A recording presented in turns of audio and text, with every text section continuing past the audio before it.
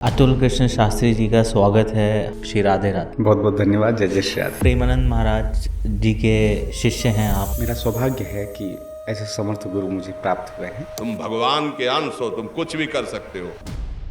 महाराज जी के बारे में कुछ ऐसी चीज़ें आज हम आपसे जानना चाहेंगे जो अभी तक लोग उससे अनभिज्ञ हैं। भगवान श्याम सुंदर के हृदय में जो किशोरी जी के लिए प्रेम है और श्री किशोरी जी के हृदय में जो श्याम सुंदर के लिए प्रेम है, उस प्रेम को यदि कोई स्वरूप में आप देखना चाहेंगे तो वो हमारे आचार्य वृंद है। राधा राधा आप क्यों बोलते हैं, है ना? राधा कृष्ण बोलना चाहिए। रा जब आप कहते हैं वृंदावन में जाकर, ये कहीं भी रा इतना उच्चारण करते ही कृष्ण लोलुपवान हो जाते हैं, इसके मुंह से धा निकल जाए। और कहीं आप धा भी कह देते हो, इतनी उद्वेगित हो जाते हैं श्याम सुंदर कि इसको क्या दे दूं मैं। वो वहाँ रंग बन जाते हैं, इसको मैं दूं क्या, इसने मेरे श्री जी का नाम लिया, इसने मेरी किशोरी जी का नाम लिया है। और जैसे रंग की भात जब खड़े हो जाते हैं तो श्री जी आती हैं फिर, और श्याम सुंदर का हाथ पकड़ के उसी के हाथ में दे देती हैं जिसने राधा बोला है। वाह। वृंदावन के अंदर में ऐसी क्या बात है जो और कहीं नहीं है? जो अंतरंग कक्ष है श्यामा श्याम का, वो है वृंदावन। वहाँ आपका प्रवेश हो रहा है तो आप पक्का खास बन चुके हैं। इसलिए वहाँ आने वाला व्यक्ति साधारण नहीं, वो कुछ भी करे।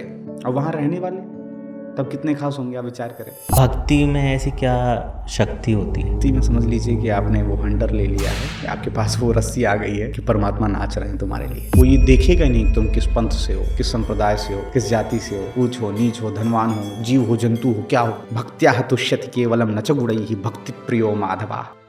हम दान क्यों थे?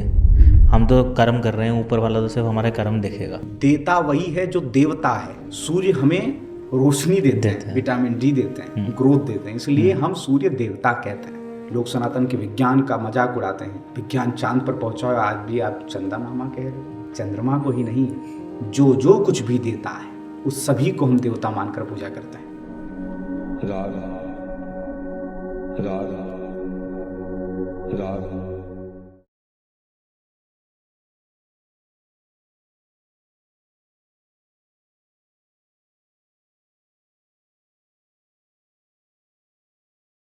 Okay guys, cut. Good job, Annie. That was good.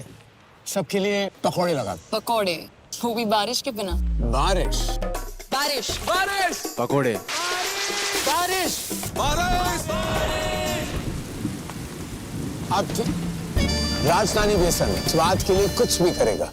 Atul Krishna Shastri ji का स्वागत है हमारे जज्बात के इस एपिसोड में, हमारे स्टूडियो में जयपुर में। सर, श्री राधे राधे। बहुत बहुत धन्यवाद। जय जय श्री राधे। प्रेमानंद महाराज जी के शिष्य हैं आप। कैसा अनुभव रहा है अब तक आपका इस पूरी यात्रा में आपकी?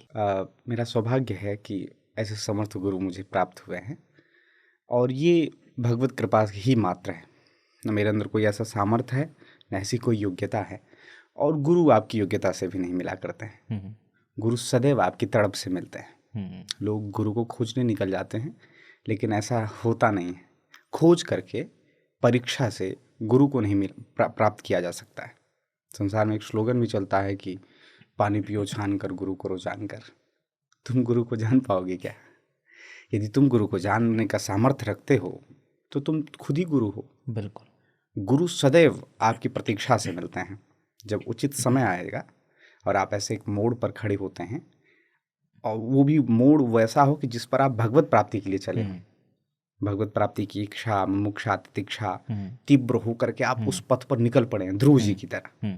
और जब आप एक ऐसे मोड़ पर आकर खड़े हो जाते हैं, वहाँ आपको नहीं पता चलता अब मैं किस रास्ते से जाऊं, तो वह गोविंद ही गुरु रूप बन करके आपके जीवन में आता है। तो ऐसा ही कुछ पदार्पण मेरे जीवन में जय जय का हुआ है। प्रेमानंद जी के महाराज जी के बारे में कुछ ऐसी चीज़ें आज हम आपसे जानना चाहेंगे जो अभी तक लोग उससे अनभिज्ञ हैं। आप ये समझिए कि आप इतने स्वर्णिम युग में जी रहे हैं कि आप उनका दर्शन कर रहे हैं, आप उनकी वाणी का लाभ ले रहे हैं। और एक हमारे जो आचार्य हैं, जो हमारी परंपरा है, जिसका श्री आपने नाम सुना होगा, श्री हरिवंश हम लोग बोलते हैं, तो ये हमारे आचार्य जी हैं जिनसे श्रृंखला आ रही है। और ये साक्षात जो है, आप ये समझ लीजिए कि भगवान श्याम सुंदर के हृदय में जो किशोरी जी के लिए प्रेम है जी, और श्री किशोरी जी के हृदय में जो श्याम सुंदर के लिए प्रेम है जी, उस प्रेम को यदि कोई स्वरूप में आप देखना चाहेंगे तो वो हमारे आचार्य वृंद है, श्री हरिवंश महाप्रभु। और जब उनका पदार्पण इस धरातल पर हुआ, हम कलिकाल के कलुषित कलिबद्ध जीवों को उद्धरण के लिए, क्योंकि जो हमारा प्रारंभ रहा कलयुग का, उसमें आक्रांता खूब रहे, मुगलों का ऐसा शासन रहा कि आप हरिनाम नहीं ले सकते थे जी। आप अपने धर्म का ठीक से निर्वहन तक नहीं कर सकते थे। बैलगाड़ियों से भर भर के इतिहास के पन्ने भरे हैं कि ब्राह्मणों के जनेऊ फेंके गए हैं। ऐसी स्थिति में हमारे महाप्रभु जी आए, और जब वो आए तो बहुत सारे संप्रदाय उस समय भी थे। उस समय एक जैसे लगा कि इस धरातल को फिर से रस से ओतप्रोत करने के लिए श्री जी ने अपने निज महल से कुछ लोगों को भेजा, अपनी सहचरियों को भेजा। उसमें से हमारे श्री हिज्जू जो हैं वो वंशी के अवतार हैं। वंशी एक ऐसी हैं जो श्याम सुंदर के साथ नित्य रहती हैं, चाहे वो रास विलास हो रहा हो गोपियों के साथ, तब भी वंशी उनके साथ रहती हैं, और या फिर गोपों के साथ गौचारण आदि लीला कर रहे हैं, तब भी वंशी उनके साथ रहे, नित्य संग रहती हैं वंशी। वो वंशी के अवतार ही हमारे हिज्जू हैं। तो जब वो आए, उस समय बहुत सारे परिकर आए थे। श्री ललिता जी के अवतार हमारे श्री हरिदास जो हैं, जिन्होंने बाकी बिहारी लाल के मंदिर की प्रतिष्ठा की थी जी। उसी प्रकार श्री वंशी के अवतार हमारे श्री हित जो हैं, जब वो आए तो सारे धर्म एक बात बोलने लगे, सारे संप्रदाय एक मत हो गए। जो हमारे हिज्जू कह रहे हैं वही सारे संप्रदाय जो है उसका अनुकरण कर रहे हैं, उससे रिलेट कर रहे हैं। और मुझे लगता है इतिहास फिर से स्वयं को दोहरा रहा है। आप आज देखिए बिल्कुल कि प्रत्येक वर्ग का व्यक्ति, प्रत्येक आयु का व्यक्ति, यहाँ तक कि कुछ ऐसे धर्माचार्य हैं जिनकी बातें क्या तो वृद्ध सुनता है, या तो इंटेलेक्चुअल कोई बौद्धिक व्यक्ति सुनता है, या तो कोई कामना वाला व्यक्ति सुनता है। हर वर्ग का व्यक्ति, हर आयु का व्यक्ति, हर पंथ का व्यक्ति एक मत होकर के किसी की बात स्वीकार कर रहा है। या तो उस समय हुआ था जब महाप्रभु जी आए थे, या अब हो रहा है जब जय जय बोल रहे हैं। ये मुझे ऐसा लगता है कि जिस तरीके से महाराज जी का जो एक तरीका है, कितना भी कठिन से कठिन कोई भी विषय हो, बट उसको इतनी सरलता से जो वो बता देते हैं, समझा देते हैं, सामने वाले को एहसास दिला देते हैं। तो वो जो एक चीज़ है ना महाराज जी की, वो कहीं ना कहीं मुझे ऐसा लगता है यूथ को आज की डेट में महाराज जी की जो फॉलोइंग है वो इंडिया के यूथ में बहुत ज़्यादा बढ़ती जा रही है। और महाराज जी की रील्स काफ़ी वायरल होती हैं। जो भी वो इतनी सी भी अगर कुछ बात वो बोल देते हैं तो वो एक फैल जाती है, पूरी वायरल हो जाती है हमारे सोशल मीडिया के टर्म्स में आपको बोलूँ तो। आई थिंक कि वो जो उनका जो कनेक्ट है, जो एक अपने शिष्य हो गए, चाहे उनके भक्त हो गए, चाहे कोई भी आम इंसान उनके पास में सिर्फ दर्शन मात्र के लिए ही जा रहा है, तो वो उनको ऐसा लगता है कि ये मेरे हैं, और वो बहुत बड़ी बात है। तुम बोलत कागज की लेखी, हम बोलत निजाखन देखी। आपकी वाणी जब तक आपके व्यवहार से उतरी हुई नहीं है तब तक उसका असर नहीं हो सकता है। बचपन में आपने कहानियाँ सुनी होगी, एक संत के पास गुड़ खाने वाले बच्चे को लेके गए। संत ने कहा नहीं अभी नहीं बताऊंगा, 1 हफ्ते बाद आओ। 1 हफ्ते बाद फिर बच्चे को लेके गए तो उन्होंने कहा नहीं 1 हफ्ते बाद फिर आओ। तो 2 हफ्ते बाद गया तो अब संत भगवान का बच्चा इतना गुड़ नहीं खाते हैं। तो पिता ने कहा कि ये बात तो आप पहले दिन भी बोल सकते थे, 2 हफ्ते बाद क्यों बोल रहे हैं? तो उन्होंने कहा कि मैं भी गुड़ खाता था, मैंने छोड़ने की चेष्टा की, 2 हफ्ते बाद ये संभव हुआ, और इसलिए जब संभव हो गया तब मैं बोल रहा हूँ। गुरुदेव जी की जो यात्रा रही हमारे जैसे की, वो जीवन को जीने वाली रही है। बिल्कुल किताबी कम रही है, जीवन को ज़्यादा रही है। गंगा के घाटों से निकले हुए हर एक सूक्ष्म अनुभव को लेते हुए, लोक परलोक दोनों का, अब ऐसे अनुभव की परिस्थिति पे बैठे हुए हैं जहाँ पर केवल वो उनका अनुभव ही बोल रहा है। और एक बात कहूँ, जो शास्त्र आपको कहते हैं चलने के लिए, केवल आप पढ़ते हैं, चलते नहीं। और ऐसे न जाने कितने संतों का उदाहरण संसार में है जिन्होंने शास्त्र का स नहीं पढ़ा, बिल्कुल, जिन्होंने किताब को छुआ तक नहीं, आज उन पर पीएचडी की जाती है। कबीरदास जी पर पीएचडी की जाती है, उन्होंने पढ़ाई कभी नहीं की। तो संत जब चलता है तो वो एकदम, मुझे लगता है कि शास्त्र और संत ये दोनों मूर्तिमान स्वरूप हैं। आप शास्त्र पर चलकर या तो भगवत प्राप्ति कर लीजिए, या संत के पद चिन्हों पर चल करके भगवत प्राप्ति कर लीजिए, आपको एक जैसा ही नजर आएगा।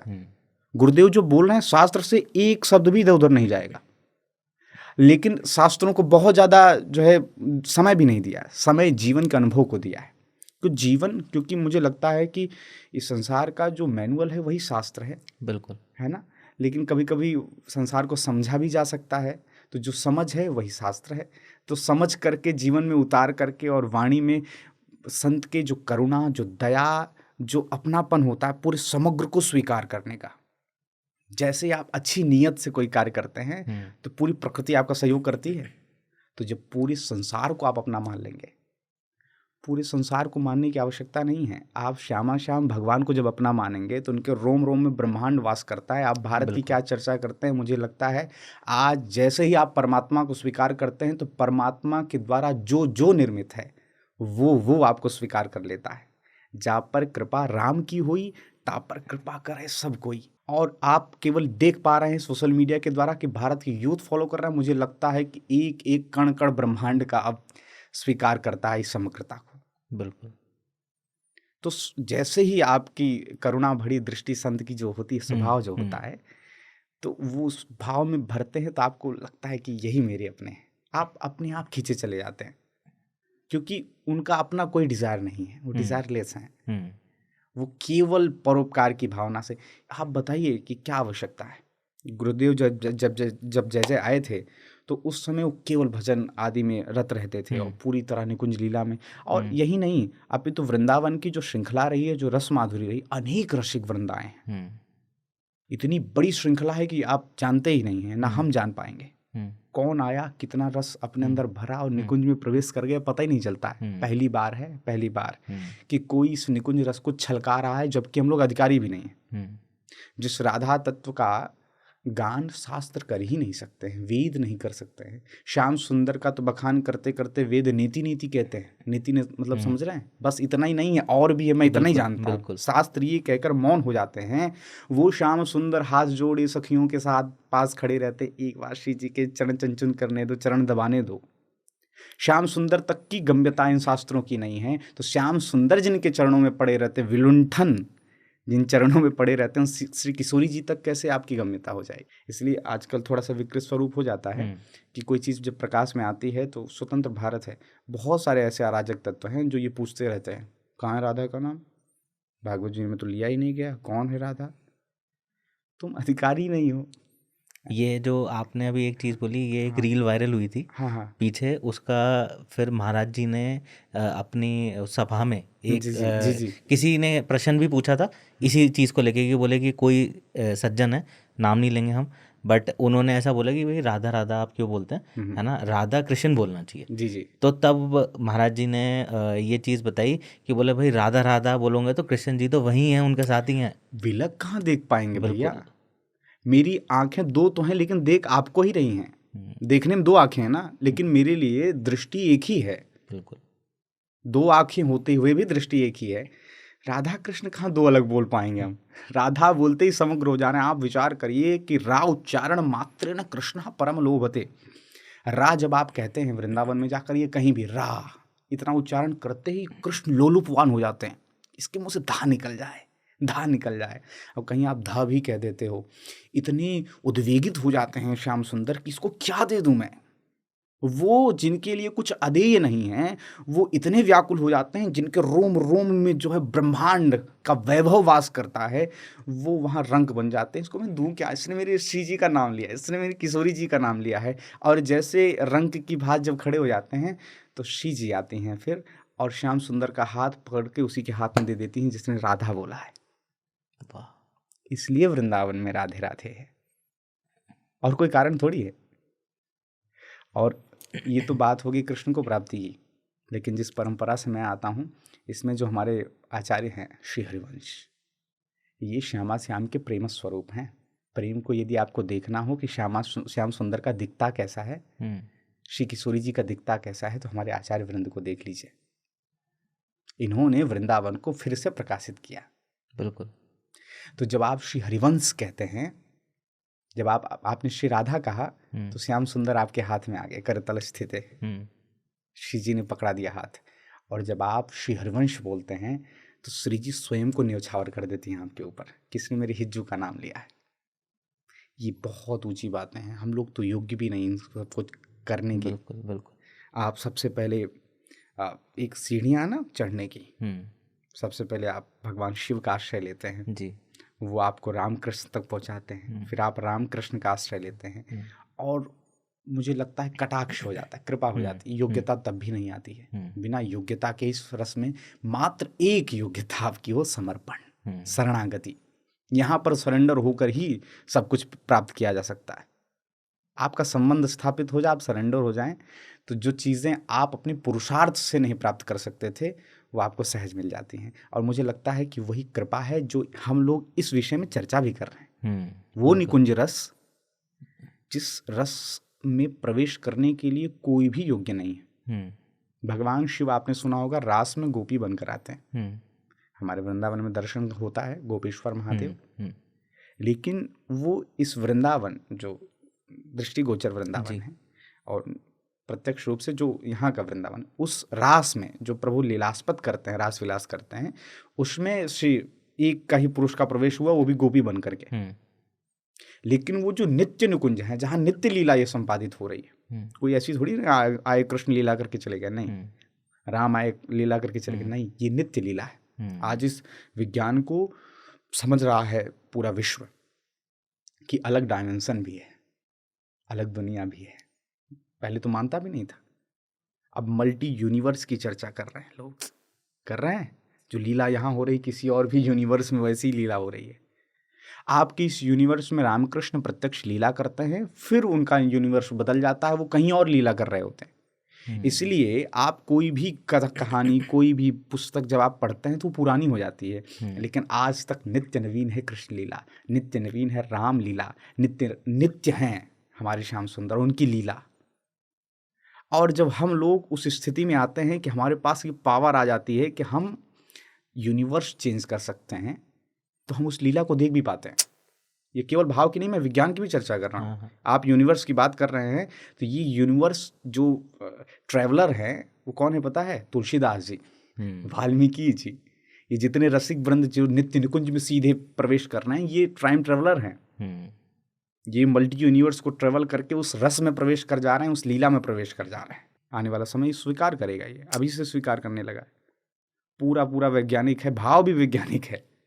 अब आप विचार करिए, जब आप बताइए कि रामायण जब श्री तुलसीदास जी लिखते हैं, आप भाव से आप उसको पढ़ेंगे तो आपको पता चलेगा तुलसीदास जी ऐसा लिख रहे हैं जैसे वो वहाँ खड़े हों, है ना, सारी लीलाओं को देख रहे हैं। कहानी की तरह नहीं लिखा उन्होंने देख करके लिखा है। तो वो जब देख रहे हैं तो कहाँ से देख रहे हैं? वो यूनिवर्स ट्रैवल करके ही देख रहे हैं। इसलिए आप रामचरितमानस में कथा आई, नित्य लीला चल रही है ना, अनेक डायमेंशन में चल रही है। तो किसी डायमेंशन में भगवान शिव जा रहे हैं तो श्री राम जी को लीला करते हुए रोते हुए देख रहे हैं, तो सती जी का मोह होता है। उसके बाद फिर रामचरित्र फिर से उत्पन्न होता है। तो इसीलिए रामायण शतकोटि अपारा, अनेक, क्योंकि अलग अलग डायमेंशन की, इसलिए कभी कभी हमारे पुराणों में लोगों को मिलता है कि कहीं लीला कुछ अलग है, कहीं लीला कुछ अलग है, तो फिर वो प्रश्न उठाते हैं, नहीं नहीं आप ही के पुराणों में वो विरोधाभास है। नहीं, ऐसा नहीं है। ये जो शास्त्र हैं ये सारे डायमेंशन के एकमात्र स्रोत हैं। ये अलग अलग डायमेंशन के अलग अलग शास्त्र नहीं है। शास्त्र नित्य हैं, वो वही हैं, सारे डायमेंशन के लिए एक हैं। तो उसी को बस समझा जा सकता है तो केवल गुरु सानिध्य से, जो वो ट्रैवल कर रहा हो। बिल्कुल। और वो गुरु तत्व ही परमात्मा है। तो ये सब निकुंज की लीलाएं चल रही हैं। अनिरुद्ध कुमार पांडे से प्रेमानंद जी महाराज बनने का जो सफ़र रहा है महाराज जी का, जी जी, है ना, उसके बारे में मैं जानना चाहूँगा। जैसा कि वो बताते हैं कि किस प्रकार, मुझे लगता है कि प्रारब्ध ही, और जितने भी महापुरुषों की लीला का स्मरण हम लोग करते हैं, उनकी लीला भी ऐसी कुछ है। अब मुझे जय जय की लीला ही लगती है। ये आप ये विचार मत करिएगा कि ये हार्ड मांस के पुतले हैं। हार्ड मांस के पुतले होते तो बात खत्म हो गई होती। साक्षात आप ये समझ लीजिए कि श्री जी ने अपने परिकरों में से किसी सहचरी को भेज दिया है। और हम लोगों के लिए, मैं व्यक्तिगत बात करूं तो हमारे लिए जय जय साक्षात श्री जी ही हैं। बिल्कुल। आप कभी दर्शन करने जाइए, अभी तो आपका शायद बीच में छूट गया था, आप देखेंगे 10 सेकंड दर्शन होगा, आप खड़े होंगे और उनको 10 सेकंड देखेंगे तो आप वहाँ पर जो स्पंदन आप महसूस करेंगे, तो अलग ही अनुभव आता है। आप विचार करिए कि परमात्मा आपके सामने प्रकट हो तो आपको कैसा महसूस होगा। इसका अनुभव लेना हो तो चले जाइए रात के 2 बजे। और सारे परिकर भी अब देखिए किस तरीके से स्वरूप बना है, लगता है कि सच में ये साक्षात श्री जी अपने परिकरों को लेकर रात्रि के 2:30 बजे जो है निकुंज की गलियों में विचरण कर रहे हैं। एक ये रात्रि में जो महाराज जी निकलते हैं, जी जी। है ना, यात्रा पे पूरा जो सब अपने भक्तों के साथ में, शिष्यों के साथ में, तो उसका क्या पीछे लॉजिक है? लॉजिक जैसे जो गुरुदेव की अष्टयाम सेवा हमारे यहाँ श्री जी हाँ, पधराई हुई जी, है श्री जी। केली कुंज में, तो अष्टयाम सेवा नित्य होती है और गुरुदेव का शुरू से ये नियम रहे हैं एकांतिक वार्तालाप और सत्संग का। तो गुरुदेव जहाँ वास रहता है वो थोड़ा सा लगभग 1.5 किलोमीटर दूर एक सोसाइटी है जहाँ की अभी कंट्रोवर्सी हुई कंट्रोवर्सी हुई थी, थी, लोगों बिल्कुल। ने हाँ, थोड़ा सा हाँ। किया था। तो वहाँ पर गुरुदेव का वास रहता है क्योंकि सारे इक्विपमेंट्स, सारी वो जो मेडिकल फैसिलिटी है वहीं पर उपलब्ध है। ठीक है। तो गुरुदेव का वहीं पर मेडिकल चीज़ें व्यवस्थित रहती हैं। तो वहाँ से गुरुदेव लगभग चल करके केली कुंज जो धाम है जहाँ पर श्री जी विद्यमान है, जहाँ अष्टयाम सेवा चलती है, जहाँ सत्संग होता है, जहाँ पर एकांतिक वार्तालाप होती है, वहाँ पर चल करके आते हैं। अच्छा। प्रारंभ में तो शायद स्वास्थ्य के अनुकूलता के अनुसार चल करके आते थे, गाड़ी से भी आ सकते थे। तो प्रारंभ में आपने बहुत पुरानी वीडियो देखी हो तो परिकरों के साथ गुरुदेव आ रहे हैं, इक्का दुक्का लोग। फिर धीरे धीरे लोगों को पता चलने लगा कि जय जय इस रास्ते से जाते हैं, तो उनकी सत्संग सुनते थे। तो लोगों का हुआ कि यार रात्रि को जाने दर्शन करें। तो ये दर्शन 10 खड़े हुए, फिर 50, फिर 50,000, फिर लाख, ये श्रृंखला बढ़ गई। तो लोगों के लिए अब गुरुदेव को आना ही पड़ता है। आप देखो एक दिन जब सूचना आ जाती है कि गुरुदेव नहीं आ रहे हैं, तो लोग वहां पर खड़े होकर रात भर इंतजार करते हैं। तो उनकी अभिलाषा को पूरा करने के लिए किसी भी अवस्था में गुरुदेव का शरीर बहुत वैसे दिव्य स्वरूप है गुरुदेव का, लेकिन बाह्य जो शरीर है उसमें तो मेडिकल की वजह से, चीज़ों की वजह से थोड़ा असहज होता है, लेकिन फिर भी उन सारी चीज़ों को सहते हुए गुरुदेव दर्शन देने आते हैं हम सब पर कृपा करने के लिए। तो 10 सेकंड कभी आप वहाँ खड़े होइए, वो जो आपको महसूस, आप 10 सेकंड आप अपनी स्थिति में नहीं रहेंगे, ये पक्का है। आप जो अनुभव प्राप्त करना, अलौकिक अनुभव है, उसको शब्द नहीं दिया जा सकता, उसको केवल महसूस किया जा सकता है और लाखों लोग कर रहे हैं। बहुत ही अच्छा अनुभव जो है ये, सौभाग्य है हम सबका कि गुरुदेव के इस रूप में दर्शन हमारे को मिल रहे हैं। और महापुरुष ऐसे ही आए होंगे जितने आप महापुरुषों को सुनते हैं। आने वाला समय जैसे श्री सूरदास जी को याद करता है, श्री मीराबाई जी को याद करता है, महापुरुषों के रश को, वैसे जजे को याद करेगा, है ना। बिल्कुल। क्योंकि ये सारे विचार मुझे लगता है सारे श्रृंखलाओं में बस अलग अलग रूप धारण करके परमात्मा संपादित करते हैं। कभी वो सूरदास जी बनकर आकर के हमें शिक्षित करके जाते हैं, कभी मीराबाई जी बनकर आते हैं, कभी कबीरदास जी बनकर आते हैं, कभी कोई बनकर आते हैं। इस बार वो जय जय बनकर आए हैं। वो जो ज्ञान है, वो जो बातें हैं, वो मुझे लगता है कोई हार्ड मांस का पुतला नहीं कर सकता है। बिल्कुल। वो वही कर सकता है जो वो जीता है, वो जो जुड़ते। भाई गंगा जी तभी तक अलग हैं जब तक सागर से नहीं जुड़ी हैं, जुड़ते ही वो सागर बन जाएंगे। फिर आप उनको गंगा जी नहीं कहेंगे, फिर उनको गंगा सागर कहेंगे। तो जो बोल रहा है वो जब उस सुप्रीम पावर से जुड़ जाता है तो फिर वो अलग रहा ही नहीं। उससे पहले वो रहे होंगे आनंद पांडे जी, लेकिन वो साक्षात अब श्री जी हैं, अब वो सुप्रीम पावर ही हैं और अलग अलग माध्यम बना के परमात्मा कार्य करते हैं, वही हो रहा है। एक बहुत सारे लोगों में जिज्ञासा है कि महाराज जी का जो पूरा रूटीन है ना, वो लोगों को जानना है कि कैसे शुरुआत होती है, किस तरीके से उनकी एक मूल चर्या जो रहती है पूरे दिन भर की ना, वो क्या क्या है। जैसे हमारा जो संप्रदाय है और इस रस के जितने वहाँ अष्टयाम सेवा होती है। अच्छा। 8 प्रहर की। ओके। उत्थापन से लेके, शयन से लेके, रास विलास से लेके, भोग आदि सारे 8 प्रकार की सेवाएं हैं। ठीक है। तो वो केली कुंज में संपादित होती है। सारे परिकरजन उसको संपादित करते हैं। श्री जी को उठाने से लेकर के बाल भोग और विहार लीला, वन विहार लीला और नौका विहार लीला, ये ऋतुओं के अनुसार सारी अष्टयाम सेवाओं की पद्धतियां अलग अलग हैं, ये बहुत विस्तार से है। तो उसमें श्री गुरुदेव भगवान रात्रि को 1:30-2 बजे शायद उठ जाते हैं और 2:30 बजे वहाँ से स्नान आदि करके केली कुंज के लिए प्रस्थान करते हैं, जिसमें आप रास्ते में दर्शन करते हैं। फिर वो वहाँ पहुँचते हैं। फिर वहाँ पर श्री जी की श्रृंगार लीला प्रारंभ रहती है, जिसमें आरती आदि जो आप लोग और भी दर्शन करते हैं, नाम सेवा चल रही होती है, वाणी पाठ चल रहा होता है। वाणी पाठ का मतलब समझ रहे हैं, जो हमारे रस ग्रंथ हैं जिसके द्वारा श्री श्याम सुंदर को रिझाया जाता है, वो चल रहा होता है। तो वहाँ करने के पश्चात गुरुदेव फिर वहाँ सत्संग करते हैं। अच्छा। उस सत्संग बहुत लिमिटेड हॉल है जिसमें 200-250 लोग बैठ पाते हैं, उसमें से परिकर के ही जो नित्य उस सत्संग में सम्मिलित होने वाले हैं, जो दीक्षित हैं, जो और भी गुरु बहन गुरु भाई हैं, वो निश्चित रूप से रहते हैं। उसमें मुझे लगता है कि 60-70 या 100 के लगभग अतिरिक्त जो लोग हैं, श्रद्धालु हैं, वो दर्शन कर सकते हैं सत्संग का, जनरल पब्लिक, जनरल पब्लिक। तो उनके लिए बस उनको जो है टोकन एक दिन पहले लेना पड़ता है। अच्छा, ठीक हाँ, है। वो टोकन ले लेंगे तो सत्संग में प्रवेश कर ठीक सकते है। हैं। और एक दिन पहले ही लगभग 9 बजे आप जाएंगे और कहेंगे कि मुझे एकांतिक में जाना है। इस सत्संग के बाद गुरुदेव एकांतिक में बैठते हैं, जहाँ पर वो लगभग 1.5-2 घंटे समय लोगों के प्रश्नों को देते हैं। गुरुदेव की आज्ञा, दादा गुरुदेव की आज्ञा थी। तो वो वहाँ पर टोकन लेके एक दिन पहले आपका जेन्युइन प्रश्न होना चाहिए, ऊट पटांग प्रश्न नहीं होना चाहिए, है ना। आपके अपने प्रश्न होने चाहिए, व्यक्तिगत, जिस प्रश्न से आप परमात्मा की ओर बढ़ सकते हैं। ये नहीं कि आजकल तो प्रश्नों का अलग ही श्रृंखला है, देखिए अलग अलग मीम्स भी बाबाओं के बनते हैं। तो ये दूषित वातावरण को ही जन्म देता है। और एक तरीके से आपके जो, क्योंकि धर्म और आपका ये जो मार्ग है ये बहुत गंभीरता से लेने लायक है। तो एकांतिक वार्तालाप लगभग 8-8:30 बजे तक चलता है। उसके बाद गुरुदेव भगवान अपने अंतरंग में चले जाते हैं, मानसी में। टोकन वहीं से मिलता है? हाँ, वहीं पर केली कुंज में ही सब कुछ मिल जाता है। और सुलभ करना है तो एक ऐप केली कुंज से प्रकाशित हुआ है, श्री राधा केली कुंज। श्री राधा केली कुंज, श्री राधा केली कुंज, उसमें सब कुछ वर्णन है। प्रेमानंद जी महाराज साहब से मिलने के बाद, दर्शन के बाद, दीक्षा जो आपने ली, क्या बदला जिंदगी में? आपकी सफर का अनुभव कैसा रहा आपका ये पूरा? बचपन से ही मेरी इच्छा थी कथावाचक की, और उसकी सेवा जो है, मैं भागवत जी की, श्री रामचरितमानस जी की सेवा करता हूँ। 16 वर्ष की अवस्था से मैंने कथा प्रारंभ कर दी थी। 10 वर्ष की अवस्था से गुरुकुल आदि में प्रवेश हुआ था, और व्याकरण आदि का अध्ययन करते हुए, भागवत जी का अध्ययन करते हुए, फिर उसका प्रवचन श्रृंखला, चीज़ों को जानने की चेष्टा। मैं चाहता था कि मैं कथा को जीऊँ। मैं जब अयोध्या गया, अयोध्या में जाने के बाद मेरा जीवन बदल गया। राम जी उस समय जो गुरुदेव हमें रामचरितमानस जी का अध्ययन कराते थे, वो अयोध्या कांड पढ़ा रहे थे।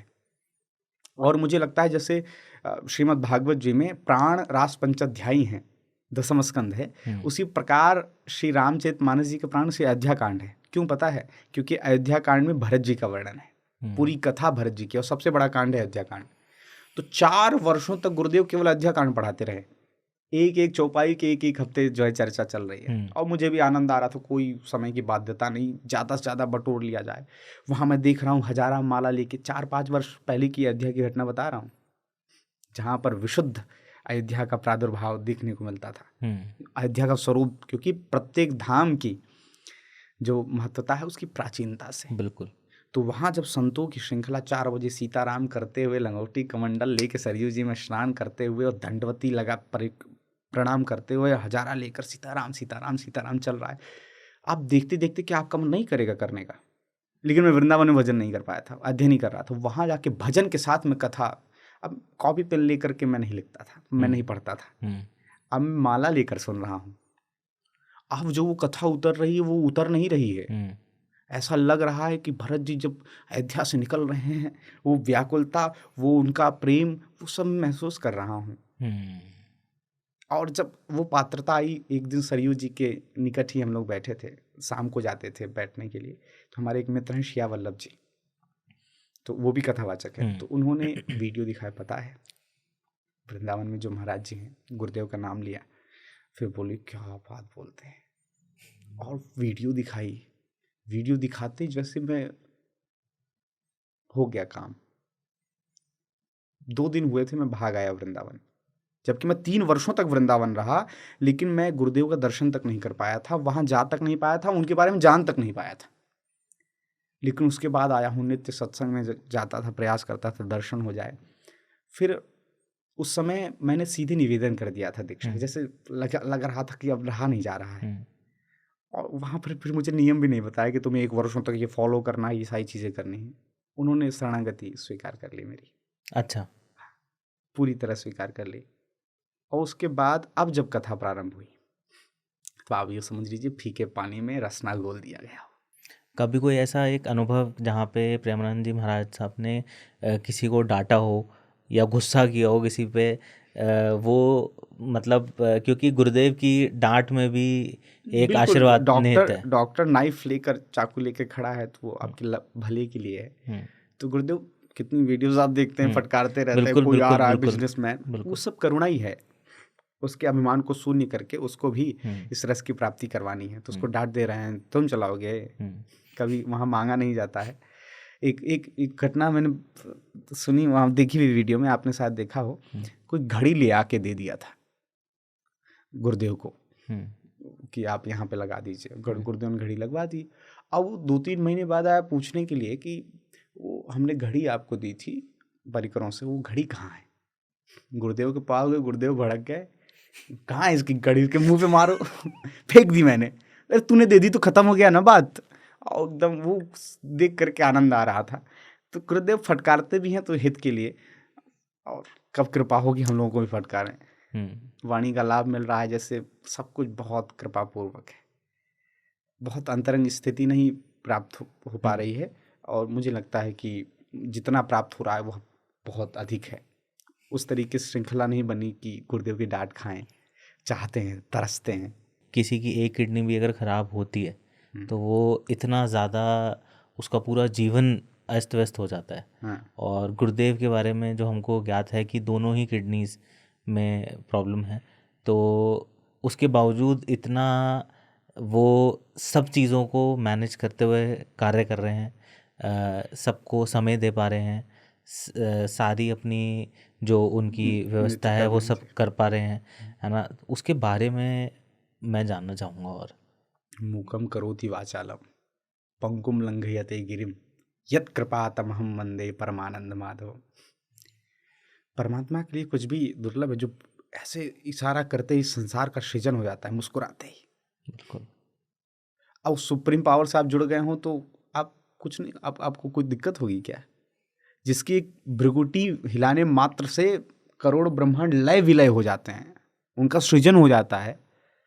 वो अपने जन को चला नहीं पाएंगे। किडनी नहीं, कौन सी, फिर मैं कह रहा हूँ मूकम करोति, गूंगा बोल सकता है, लंगड़ा पर्वत पार कर सकता है।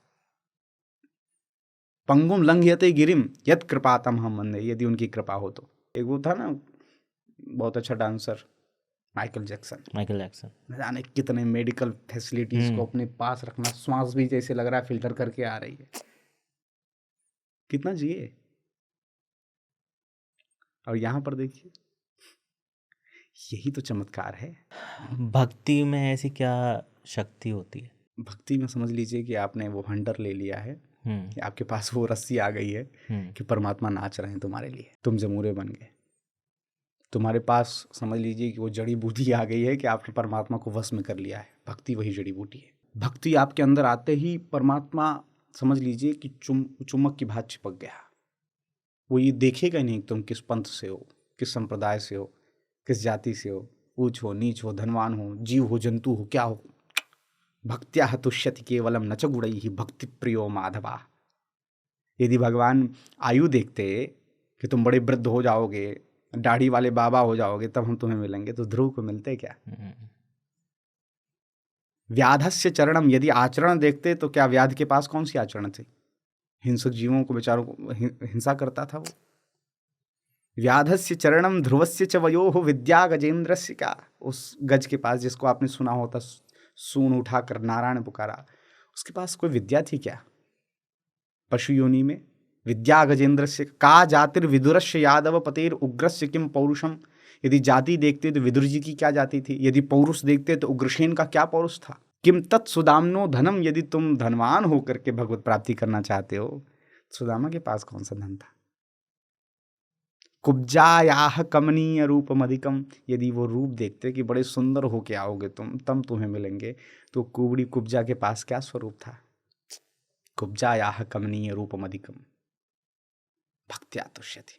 बस अपने हृदय में भक्ति स्थापित हो जाए तो परमात्मा आपके पास है। आज के डेट में लोग माया और पैसे के पीछे बहुत ज़्यादा भाग रहे हैं। तो एक मैं रील देख रहा था जिसमें गुरुदेव ने एक चीज़ बोली किसी सज्जन को कि जब समय आएगा ना तो एक तिनका भी नहीं ले जा पाऊंगा ऊपर, जब उसका बुलावा आएगा, है ना, तो सब यहीं छोड़ के जाना पड़ेगा। तो जो लोग इतना ज़्यादा इन चीज़ों के पीछे भाग रहे हैं उनके लिए आपका क्या मैं ये कह संदेश रहा हूँ रहेगा? कि 2016 था, नोटबंदी कब हुई थी? 2016 आई गेस। हाँ 2016 हुआ था। हाँ। 2 नोट बंद हुए थे मात्र, हम्म 500,000 के। हम्म, आपकी क्या स्थिति हुई थी? लाइन लग गया था, बिल्कुल। मरे कटे जा रहे थे। उनकी अलमारियों से भी पैसे निकल रहे थे, जो ये कह रहे थे कि हमारे पास तो जहर खाने का भी पैसा नहीं है। 2 नोट बंद हुआ और आप परेशान हो गए। चला, केवल बदला तब परेशानी। अब उसके 2 साल बाद और आ जाइए, प्रकृति ने ठीक से आपको सिखाया, आप सीख नहीं पा रहे हैं। लोग गड्डियां लेकर खड़े थे, हम्म, ऑक्सीजन नहीं मिल रहा था। जिस वस्तु को हम कमाने के चक्कर, मैं ये नहीं कह रहा हूं उसकी उपयोगिता नहीं है, धनात् धर्मम तथा सुखम, लेकिन उसकी उपयोगिता कहाँ तक की है यह समझा जाए। दूसरे देश में जाने के बाद आपका पैसा नहीं चलता है, बदलना पड़ता है, तो इस लोक को तो बना रहे हो, परलोक को वहां क्या चलेगा?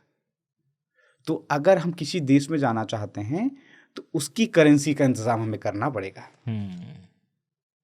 तो यदि यह भी हम स्वीकार करते हैं कि हमें कहीं और भी जाना है तो वहां की करेंसी का इंतजाम करना पड़ेगा, तो यहाँ का आपका एक सिक्का नहीं चलने वाला है।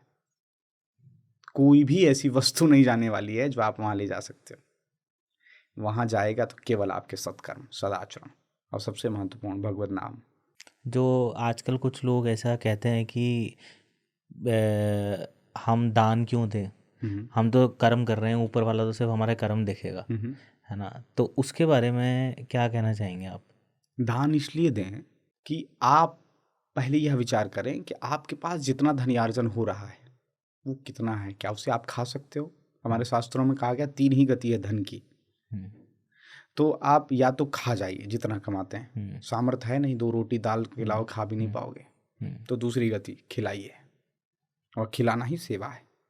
और यदि आपके पास दान देने की स्थिति है, सेवा करने की स्थिति है, तो आप समझ लीजिए कि परमात्मा ने आपको कितना ऊपर बिठा दिया है। क्योंकि देता वही है जो देवता है, देने वाला देवता हो जाता है। देवता की परिभाषा यही है। सूर्य हमें रोशनी देते हैं, विटामिन डी देते हैं, ग्रोथ देते हैं, इसलिए हम सूर्य देवता कहते हैं। चंद्रमा हमें रस देते हैं, इसलिए चंद्रमा को देवता कहते हैं। लोग सनातन के विज्ञान का मजाक उड़ाते हैं। लोग कहते हैं बताइए आप जो है यहाँ विज्ञान चांद पर पहुँचा हो, आज भी आप चंदा मामा कह रहे हो, चंद्रमा को देवता कह रहे हो। मैंने कहा कि चंद्रमा को ही नहीं, जो जो कुछ भी देता है उस सभी को हम देवता मानकर पूजा करते हैं। कोई इंसान देने लगता है तो उसे देवता बना देते हैं। बनाते हैं कि नहीं बनाते? बिल्कुल। तो देने की स्थिति आपके अंदर प्रकट हो रही है तो आप समझ लीजिए देवत्व भगवान आपको प्रदान कर रहे हैं। तो इसमें हर्ष क्या है? या तो खाइए, दूसरा या तो खिलाइए, देना शुरू करिए, तो देंगे तो देवता बन जाएंगे। और ये दोनों काम आप अगर नहीं करेंगे तो जो आपके पास है वो आपको खा जाएगा। संसार में सारे उदाहरण पड़े हुए हैं। बैंक के 0 बढ़े और उसी हिसाब से आपके पास लोग बढ़े और सब टकटकी लगा के किसको देगा ये। आप किसी को देने के चक्कर में नहीं हो तो छीन लिया जाएगा वो धन आपका ही। कोई पता लगा कि स्वीट पॉइजन दे रहा है, कोई कुछ कर रहा है, आपके ही अपने पुत्र, आपके अपने जन उसी 0 के चक्कर में आपको शून्य कर देंगे। तो देने की परिस्थिति अगर आपके जीवन में प्रकट हो रही है तो समझ लीजिए परमात्मा आपके जीवन में प्रकट हो रहा है, इसलिए देना चाहिए। एक प्रश्न था कि हम वृंदावन जाते हैं तो वहाँ पे हम देखते हैं कि बंदर वगैरह बहुत शैतान हैं वहाँ पे, है ना? और हम जब अयोध्या जाते हैं तो वहीं हम देखते हैं कि जितने बंदर हैं, वानर हैं, है ना, वो बहुत सौम्य है ना? तो ये अच्छा, इस चीज़ से मैं आपका पहला वाला प्रश्न भी रिलेट करूँगा। अब देने में भी हमें सावधानी रखनी पड़ती है। हम देने में भी अभिमान से ग्रसित हो जाते हैं तो हमारा देना व्यर्थ हो जाता है। एक रोटी कुत्ते को खिला दी सुबह ना, क्या दिन भर फूले नहीं समा रहे हैं, लग रहा है कि हम तो बड़े दान दाता हैं। देने वालों का जो अभिमान है वो शिखर पर पहुंचता है तो उनके पतन का कारण बन जाता है। इसलिए आप अगर सोशल मीडिया की छानबीन करेंगे तो बहुत सारे ऐसे संतजन हैं, मैं भी प्रयास करता हूँ कि हम लोग बंदरों को खिलाते हैं। और बंदर एकमात्र ऐसा प्राणी है जो थैंकलेस प्राणी है। कुत्ते को खिलाएंगे तो पूछ हिलाएगा, आपके अंदर अभिमान बढ़ेगा, भाई गाय को खिलाएंगे तो जीभ से चाटेगा, आपके अंदर अभिमान बढ़ेगा। लेकिन बंदर, उसको खिलाएंगे तो खी करेगा और क्या पता मार के भी चला जाए। बात समझ रहे हैं? वो थैंकलेस प्राणी है। इससे आपके अंदर अभिमान नहीं बल्कि सेवा के वास्तविक स्वरूप को आप जान पाएंगे।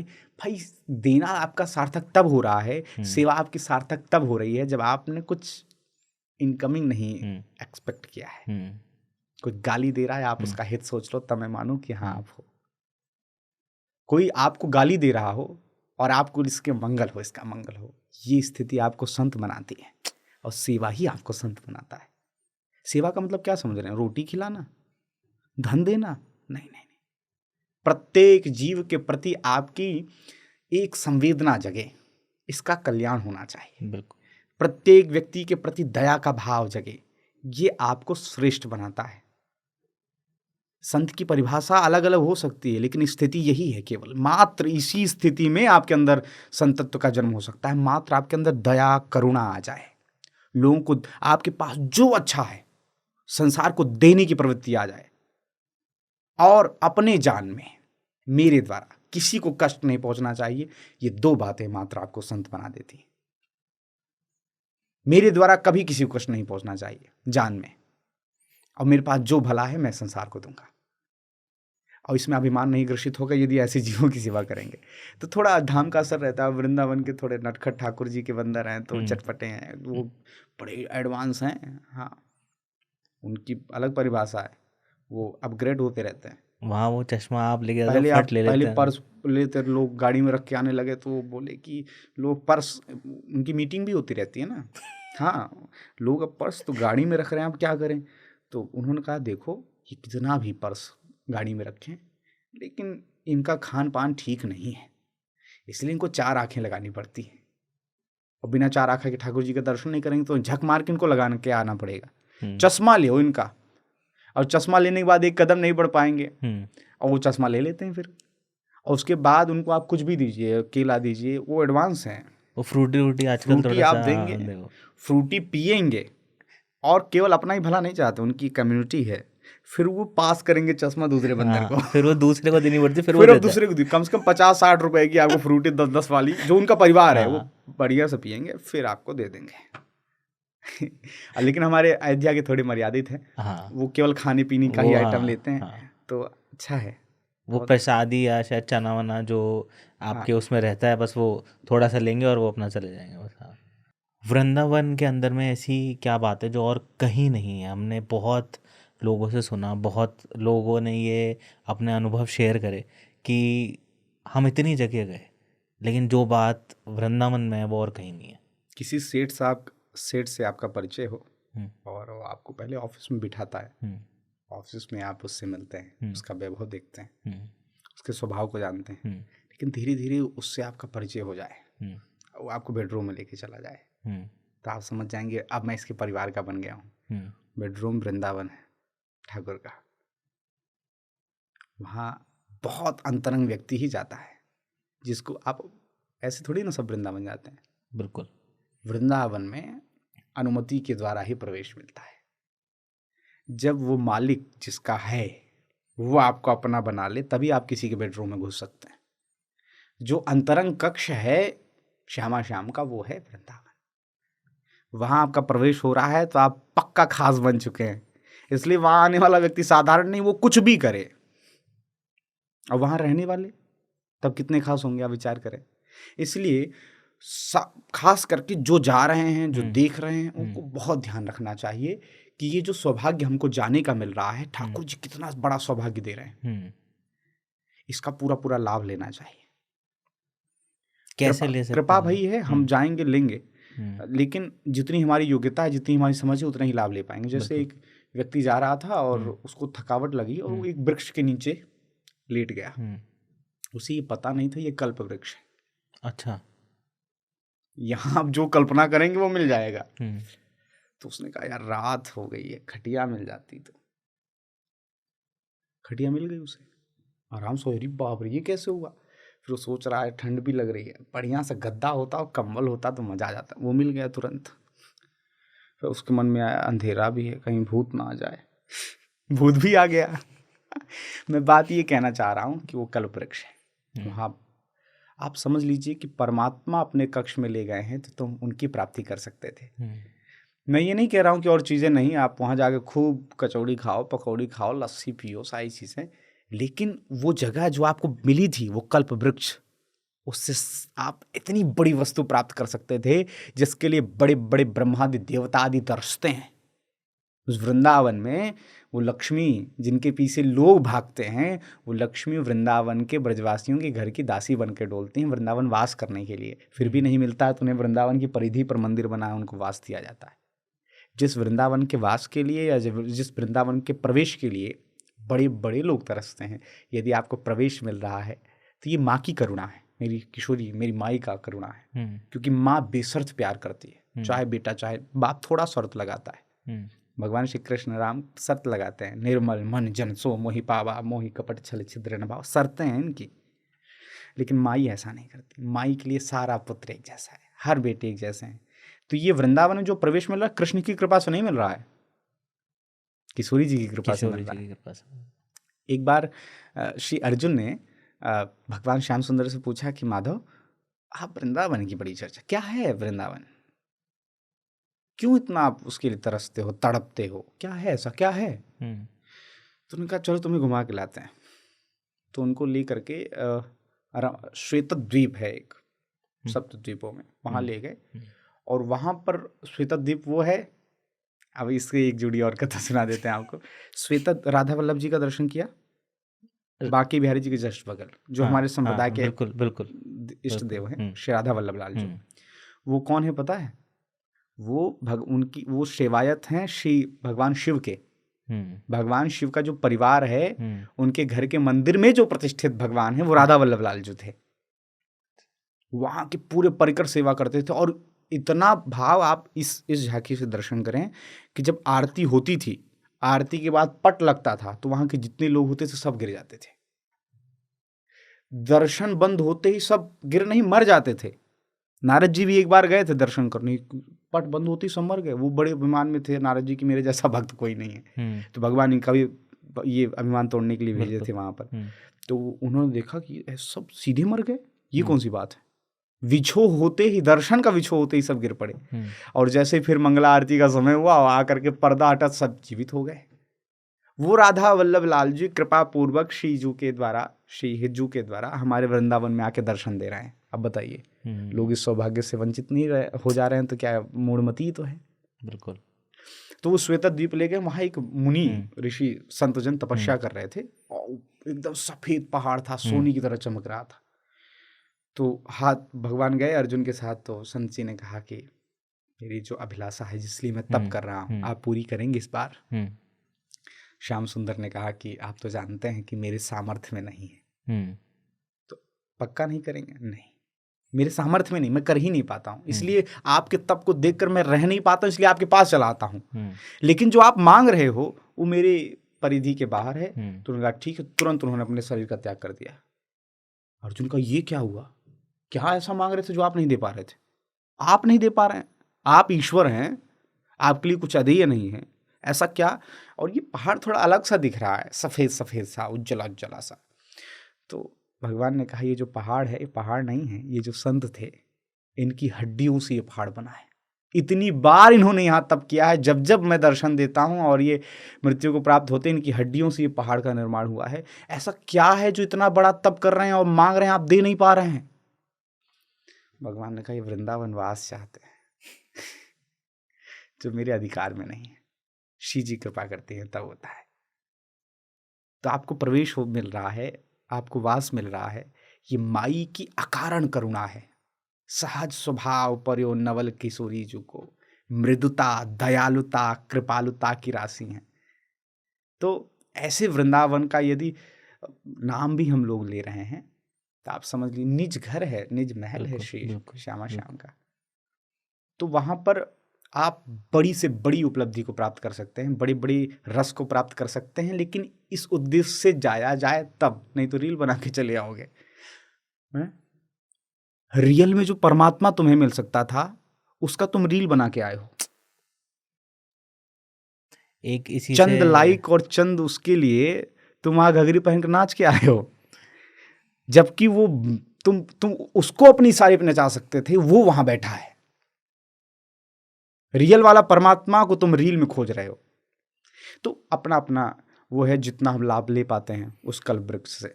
कोई खटिया मांग रहा है, कोई गद्दा मांग रहा है, तो कोई सीधे श्री जी के चरणों में बैठने का। उसी वृंदावन में बैठे रसिक बिंदु उस निकुंज में प्रवेश कर रहे हैं, उसी वृंदावन में लस्सी पी के चले आ रहे हैं। तो अपनी अपनी पात्रता है पाने की।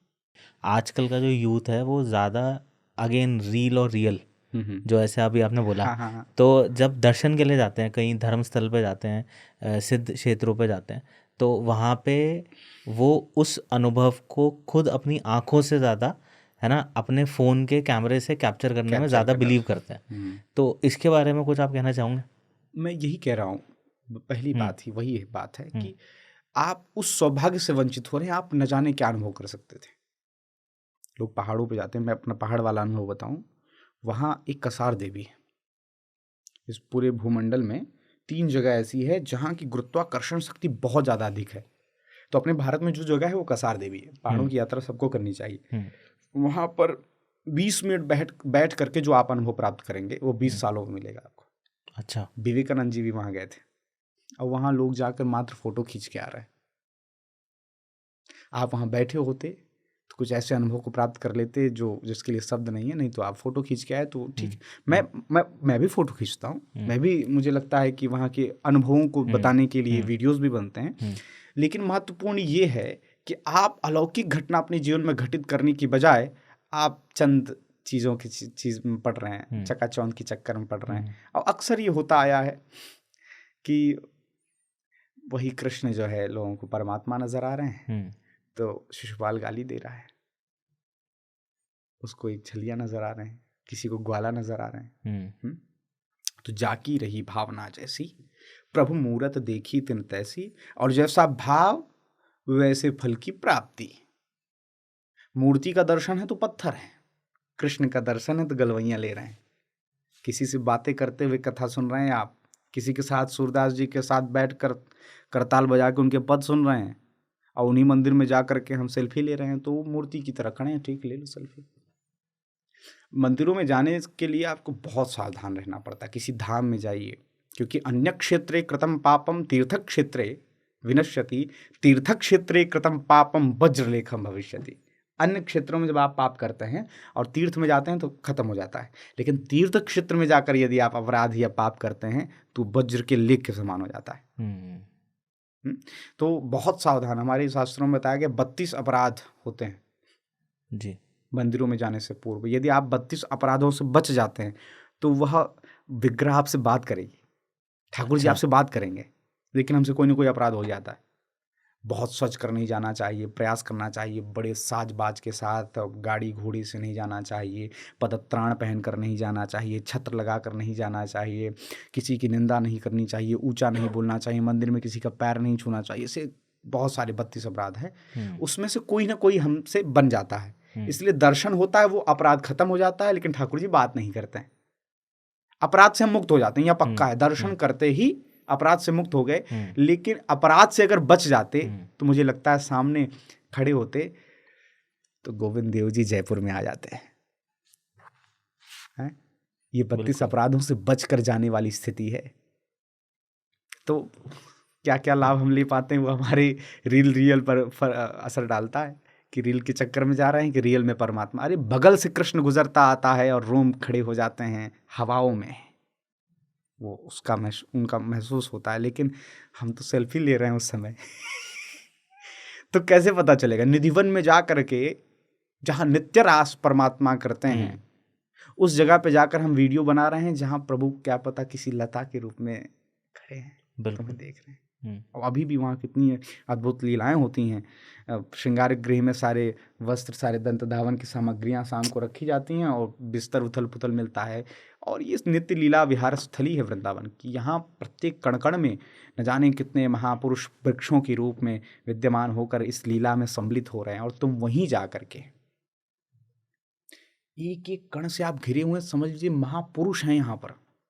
उद्धव सरीखे कहते हैं कि मुझे यहाँ की लता गुल्म औषधि नाम, मुझे यहाँ का कोई पत्ता बना दीजिए, यहाँ का कोई घास फूस बना दीजिए। तो इसलिए गुरुदेव बार बार ये आज्ञा करते हैं कि वृंदावन में आइए तो किसी लता पत्ता को तोड़िए नहीं, उसको परेशान मत करिए। और यहाँ के जो गिरिराज जी के पत्थर वगैरह ही साक्षात मूर्तिमान ब्रह्मा हैं, त्रिदेव हैं पूरे वृंदावन में। ब्रह्मा जी का स्वरूप देख रहे हैं, बरसाने में जो श्री जी का महल है वो पहाड़ ब्रह्मा जी हैं, और उधर नंदगांव में भगवान शिव का वास है उस पहाड़ पर, और गिरिराज जी साक्षात कृष्ण हैं। तीर्थ त्रिदेव आकर वृंदावन में एकदम जड़वत नतमस्तक हुए श्री जी की सेवा में पड़े हैं, और आप वहीं जाके उधम मचा रहे हो। मैं किसी को बोल नहीं रहा हूँ, मैं ये कह रहा हूँ कि आप बहुत अद्भुत प्राप्त कर सकते थे, इसके चक्कर में आप बहुत बड़ा मिस कर देते हैं लोग। बांके बिहारी जी की क्या कहानी है? बांके बिहारी जी, मैंने प्रारंभ में कहा कि श्री हरिदास जो हैं, जिन्होंने श्याम श्याम के जो अपने निकुंज का स्वरूप है जिसमें ठाकुर जी विहार कर रहे हैं, उस स्वरूप को उन्होंने हम सब जगत में हम लोगों के लिए प्रकट करके श्री बांके बिहारी जी के रूप में, और कितनी कथाएं उनकी हैं, कितनी लीलाएं हैं उनकी, और वो अभी भी घटित होती रहती हैं, बहुत देर नहीं लगता। हरिदास जी को जान रहे हैं ना, श्री ललिता जू के अवतार हैं। श्री ललिता जू बहुत निकटतम फ्रेंड है हमारी श्री जू की, सखी हैं, सहचरी ललिता जी की कृपा से। और ये मैंने कहा कि वो प्रारंभ का समय ऐसा रहा कि लगभग परिकर श्री जी ने वृंदावन के दिव्य प्रकाश के लिए अपने परिकरों को भेजा। भगवत गीता में बहुत सारी चीज़ों का उल्लेख किया गया है, और मैं इसको रिलेट करना चाहूँगा आज के यूथ से, क्योंकि आज का यूथ अटैचमेंट में भी बहुत ज़्यादा इन्वॉल्व है और डिटैचमेंट में भी यूथ इन्वॉल्व है। तो इसके बारे में क्या कहना चाहेंगे आप? मतलब सांसारिक मोह में भी बहुत ज़्यादा अटैच्ड है, और डिटैचमेंट भी बहुत जल्दी से उसको हो जाता है।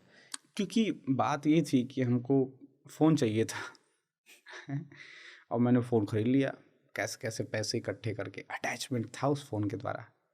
लेकिन लिया मैंने वीवो X100। तब तक मैंने किसी के हाथ में देखा कि इसके पास iPhone 16 Pro Max है मेरा इसका तो खत्म हो गया मोह, अब उसके प्रति स्थापित हो गया, क्योंकि मेरा आकर्षण था इसके प्रति।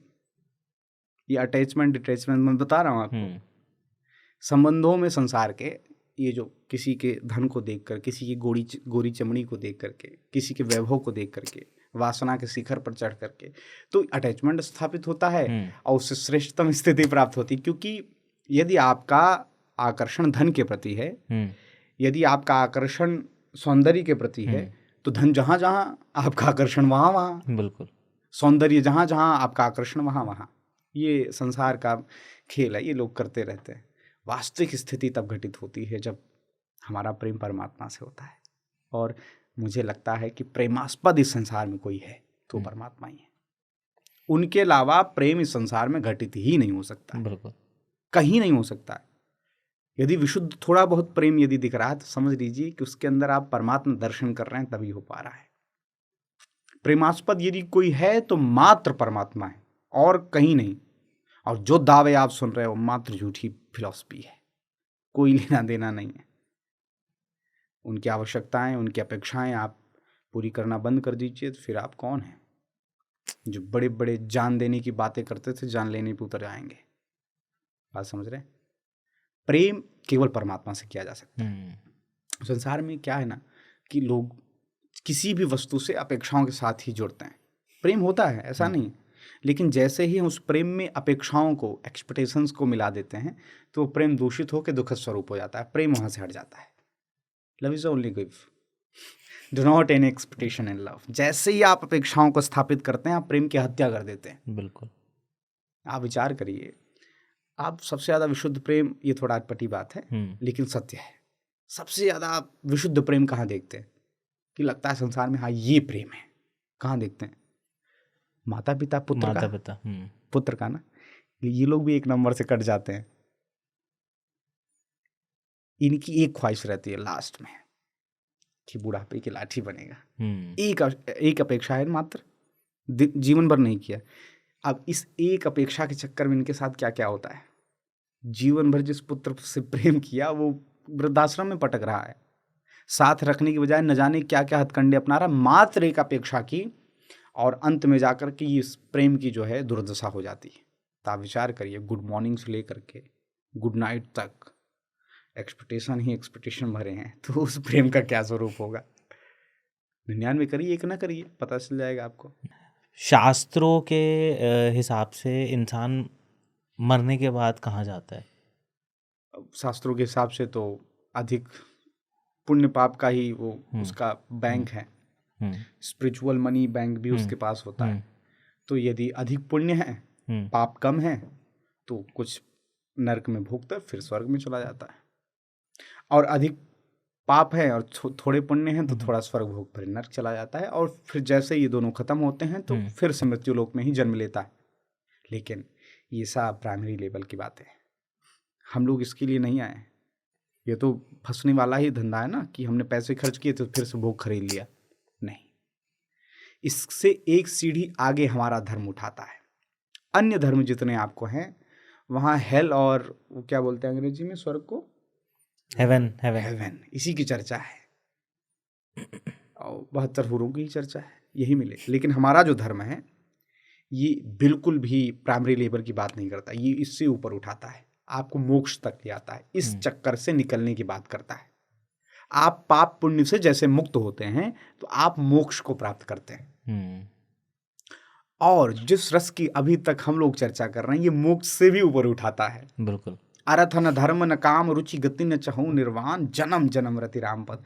वो भगवान की नित्य लीला में प्रवेश करना चाहता है, क्योंकि ये जो संसार है, परमात्मा अकेले थे तो उन्होंने कहा एको हम बहुत श्याम, मैं अकेला हूँ बहुतों में परिणित हो जाऊं। जैसे हम लोग जब बोर हुए तो हमने फिल्म बनाई, मूवियाँ बनाई, और हम उसको देखते हैं, चाव से मजा आता है, 3 घंटा बीत जाता है, क्योंकि हम अकेला फील कर रहे थे अपने आप को, मनोरंजन चाहिए था। परमात्मा भी अकेले ही थे, तो उन्होंने एक पिक्चर बनाई ये संसार की, जिसमें अलग अलग कैरेक्टर बनाए हम लोगों जैसे। हम उसे प्ले कर रहे हैं, परमात्मा आनंद ले रहे हैं। मोक्ष से स्थिति ऊपर वाली ये होती है कि आपका परमात्मा डायरेक्टर से भेंट हो जाती है। फिर अभी तक आप कैरेक्टर प्ले कर रहे हो, आपको क्या लगता है अभिनय नहीं कर रहे हो? अभिनय कर रहे हैं साहब हम तो। कोई भी ऐसा इस संसार में नहीं है जो एक्टर नहीं है, सब अभिनय कर रहे हैं, करवा वो रहे हैं। आपका सहज स्वरूप क्या है पता है? जब आप अपने घर पहुंचते हैं, अकेले होते हैं, कमरे की कुंडी बंद हो जाती है, उस समय आप टटोलिए, आप उस समय जो होते हैं वो आप हैं। बाथरूम की कुंडी बंद हो गई, शीशा में देख करके मूवी बिचका ले रहे हैं, हंस भी ले रहे हैं, बच्चों की जैसे हरकतें भी कर रहे हैं, वो आप हैं। लेकिन जैसे ही गेट खुला संसार वाला, माँ के लिए आप अलग कैरेक्टर प्ले कर रहे हैं, पत्नी के लिए अलग कर रहे हैं, संसार में आए बिजनेस में हर क्लाइंट्स के लिए अभी हम लोग अभिनय कर रहे हैं। हर व्यक्ति अभिनय कर रहा है, लेकिन बात क्यों नहीं बन रही पता है? क्योंकि उसे पता ही नहीं वो अभिनय कर रहा है। वो इतना बड़ा कैरेक्टर वाला हो गया है कि उसी में घुस गया है। तो कुछ एक्टर होते हैं बेचारे, वो कोई कैरेक्टर ऐसा प्ले कर देते हैं कि जीवन भर उस कैरेक्टर से ही नहीं निकलने पाते हैं, उनको भूल जाते हैं कि मैं वास्तव में कौन हूँ। तो हम लोगों ने इतना एक्टिंग कर ली है जन्म जन्मांतर से कि अब हम लोग ये भी भूल गए हैं कि हम लोग एक्टर थे। तब जब आप संत का आश्रय लेते हैं तो वो आपको बताते हैं कि तुम एक्टिंग कर रहे हो, बस यही बात बताते हैं, तुम एक्टिंग कर रहे हो, तुम्हारा छूट जाता है, संसार छूट जाता है। ऐसा नहीं कि आप एक्टिंग करना बंद कर देते हो, वो ये भी सिखाते हैं कि एक्टिंग अभी भी करनी है, लेकिन अब जानते हुए करनी है।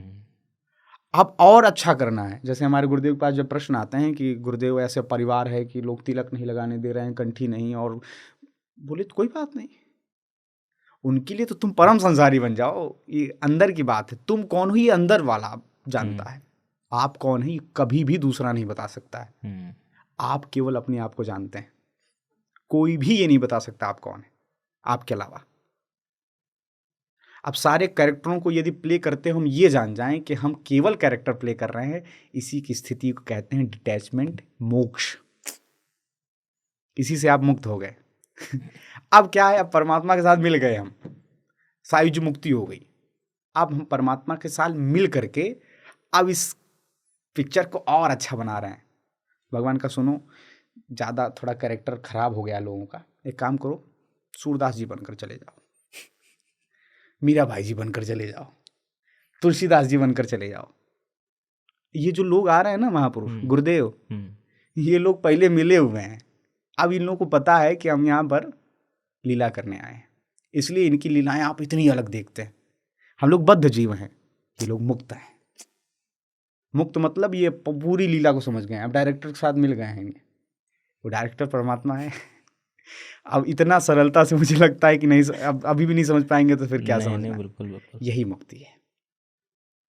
इसलिए जो भक्त होते हैं, भरत जी से राम जी ने पूछा क्या चाहिए तुम्हें, तो कहते हैं अर्थ न धर्म न काम रुचि, कुछ नहीं चाहिए। गति न चाहूं निर्वाण। निर्वाण मतलब वो नहीं, निर्वाण का मतलब मोक्ष का ये है कि आप निकुंज लीला में चले जाएंगे, वहाँ पर जाकर कोई एक आपको कैरेक्टर मिल जाएगा, जल की झारी लेकर खड़े हैं वो सेवा में, वो अलग विषय है। लेकिन कुछ कुछ भक्त ऐसे भी हैं जो इस लीला को इनके साथ यहाँ खेलना चाहते हैं, तो कहते हैं जन्म जन्म बार बार जन्म लेना चाहता हूँ, रति राम पद, आपके चरणों में रति होकर के आपके साथ इस लीला में रस लेना चाहता हूँ। इसलिए जितने भी आप सतयुग में, त्रेता में, द्वापर में भक्तों की कथा सुनी है, सब रीवर्थ लेकर कलयुग में आए। एक हमारे यहाँ भक्तमाल ग्रंथ है जिसमें कितने भक्त जन्म लिए हैं, उनकी कथाएं आती हैं, वो किस किस के अवतार हैं वो भी वो वर्णन आता है। प्रहलाद जी, सूरदास जी, ये सब लोग जो है किसी न किसी भक्त के रीबर्थ हैं। रामानंदाचार्य जी राम जी के हैं। भगवान भी चैतन्य महाप्रभु के रूप में आते हैं। वंशी जो है हमारे श्री हिज्जू के रूप में आती हैं। श्याम सुंदर और श्यामाजू के मिश्रित स्वरूप से चैतन्य महाप्रभु हैं। तो ये सब लोग लीला करने के लिए फिर इसी में खेल चल रहा है। बढ़िया पिक्चर चल रही है, आनंद चल रहा है। बहुत ही आनंद आ रहा है आपके साथ में पॉडकास्ट करते हुए, और ऐसा लग रहा है कि ये हम और है ना इसको करते रहे हैं, मतलब ये रुके नहीं। जो हम लीला या जो हम एक्टिंग कर रहे हैं, जो वो करवाना चाह रहे हैं, वो हमने बहुत ही अच्छी तरीके से कर रहे हैं। मैं तो कह रहा हूँ कि अब आप ये जानने के बाद मुझे लगता है एक्टिंग और ज़बरदस्त करेंगे। लोग छोड़ने लगते हैं, माता पिता छोड़ दिए, परिवार छोड़ दिए। नहीं नहीं नहीं नहीं, छोड़ना नहीं है, छूट गया। अब आपको ठीक से कैरेक्टर प्ले करना है। आपके जो संसार, क्योंकि संसार की लकीर को जैसे ही पार आप करना चाहते हैं विरोध में, पूरा संसार विरोधी बन जाएगा। क्यों विरोधी बनना भाई? आप जो कैरेक्टर प्ले कर उसको और ठीक से करिए। इतना प्रेम दे दीजिए कि जब अभिनय ही करना है तो उसको लगे कि ये व्यक्ति, माता पिता को लगना चाहिए मेरा बेटा मुझे छोड़कर नहीं जा सकता, परिवार को लगना चाहिए। लेकिन अंदर से क्या है ये केवल आप जानो। आपका जो सबकर ममता ताग बटोरी, मम पदबान विनय बरडोरी, सबकी एक रस्सी बनाइए मोटी से, परमात्मा के चरणों में जोड़ दीजिए। गृहस्थ धर्म यही है। तो सर पॉडकास्ट हम ख़त्म करते हैं आज। इस खत्म नहीं, हम लोग विश्राम हाँ, विश्राम पॉडकास्ट हम विश्राम कंटिन्यू रखेंगे। पॉडकास्ट हम विश्राम करते हैं अभी के लिए, इस बार के लिए। और ये हम नेक्स्ट एपिसोड भी बहुत ही जल्दी इस चर्चा को और कंटिन्यू करेंगे। एंड आई होप आप सब लोगों ने, जो पॉडकास्ट के हमारे व्यूअर्स हैं, उनको ये पॉडकास्ट पसंद आया होगा। जब भी हम कोई पॉडकास्ट की एंडिंग करते हैं तो जो हमारे गेस्ट होते हैं, तो हम उनको एक रिक्वेस्ट करते हैं कि आपका कोई भी एक संदेश जो आप अपने चाहने वालों को, जो आप अपने जितने भी लोग आपको पसंद करते हैं, उनको आप देना चाहेंगे, हमारे व्यूअर्स को देना चाहेंगे, वो आप दे सकते हैं। किसी भी वस्तु की उपलब्धि के लिए हमको एक विशेष ऊर्जा की आवश्यकता है, जो हमारे शरीर में व्याप्त है, जिसको आप ब्रह्मचर्य कह सकते हैं, है ना। तो ब्रह्मचर्य की साधना लोग समझते हैं कि केवल एक इंद्रिय पर नियंत्रण और हम ब्रह्मचर्य की साधना कर ले रहे हैं, लेकिन ऐसा नहीं। ब्रह्मचर्य का अर्थ है कि ब्रह्म की चर्या में रत हूँ। मैं बस यही कहना चाहता हूँ, ब्रह्मचर्य आपकी सारी इंद्रियों से सधेगा। आपके नेत्र वही देखें जो आपके लिए अच्छे, ऊट पटांग के दृश्य देखने के लिए नहीं, अश्लील देखने के लिए नहीं, हिंसा देखने के लिए नहीं। आपके कान वही सुने जो आपको ब्रह्म की चर्या में रत करते हैं। आपकी वाणी वही बोले जो आपको ब्रह्म की चर्या में रत करता है। आप जो बाह्य इंद्रिय हैं जितने भी, आप जिनसे आप अंदर फील कर, क्योंकि ये द्वार है ना, आँखों से भी चीज़ें अंदर जाती हैं। जैसा देखते हो वैसे बन जाते हो, जैसा खाते हो वैसे बन जाते हो, जैसा सुनते हो वैसे बन जाते हो, जैसा छूते तक हो, स्पर्श भी आप पर असर डालती है। तो हम लोग जीवन में यदि श्रेष्ठतम यात्रा की ओर अग्रसर होना चाहते हैं, तो हम अपने प्रत्येक इंद्रियों से सत सुंदर वस्तु को ग्रहण करने की चेष्टा करें। अच्छा देखें, अच्छा बोलें, अच्छा सुने, अच्छा छुएं, और सबसे महत्वपूर्ण, इन सभी पर नियंत्रण यदि साधना है तो भगवान के सुंदर नाम का आश्रय लें, जो गुरुदेव भगवान जिस पर विशेष जोर देते हैं, शिजू का नाम, या फिर जो भी आपको अच्छा लगता है, उस नाम का आश्रय यदि आप लेंगे तो बीच में जब जब गड़बड़ाएंगे आप, तब तब आपको नाम महाराज संभाल लेंगे। तो नाम का आश्रय लेते हुए, जीवन में अच्छे कर्मों को संपादित करते हुए, सद आचरण में युक्त होते हुए भगवत प्राप्ति की और सबसे महत्वपूर्ण स्व की खोज की ओर, आप कौन है यह जानकारी। आज का व्यक्ति आज से ही नहीं, अपने आप से मिल नहीं पाता है, बिल्कुल नहीं मिल पा रहा है। वो कैरेक्टर तो प्ले कर रहा है, लेकिन जो मैं बात कह रहा था, वो जो कमरे वाली स्थिति थी, उसमें भी स्वयं से न मिलकर फ़ोन में किसी और कैरेक्टर में घुस जाता है। तो प्रयास करें, मैं तो कहूँगा 10 मिनट, केवल 10 मिनट आप बैठो और स्वयं से मिलो। मैं ध्यान की बात नहीं कर रहा हूँ कि आप ध्यान लगा रहे हो, तीसरी व्यक्ति पर, नेत्रों पर, शून्य पर ध्यान, नहीं। आप स्वयं से मिलो, आप ये जानो कि आप कौन हो, इसमें रहते हो, और आप कौन हो और आपकी अंतिम परिणति क्या है, उस ओर अग्रसर होइए। बाकी सारी चीज़ें संपादित होंगी इस ऊर्जा के साथ, यदि आप ब्रह्म की चर्या में स्थित हैं तो। और मुझे बहुत अच्छा लगा आपकी चर्चा, और ख़ास करके जयपुर में आना, और सबसे महत्वपूर्ण ये मुस्कुराता हुआ चेहरा ये सब कुछ दे देता है। तो ये थे प्रेमानंद महाराज जी के शिष्य अतुल कृष्ण शास्त्री जी महाराज, और हम आप सबका बहुत बहुत धन्यवाद करना चाहते हैं कि आपने इस पॉडकास्ट को पसंद किया। आप हमारे चैनल को लाइक, शेयर, सब्सक्राइब ज़रूर करें। Thank you so much. जय श्री राधे।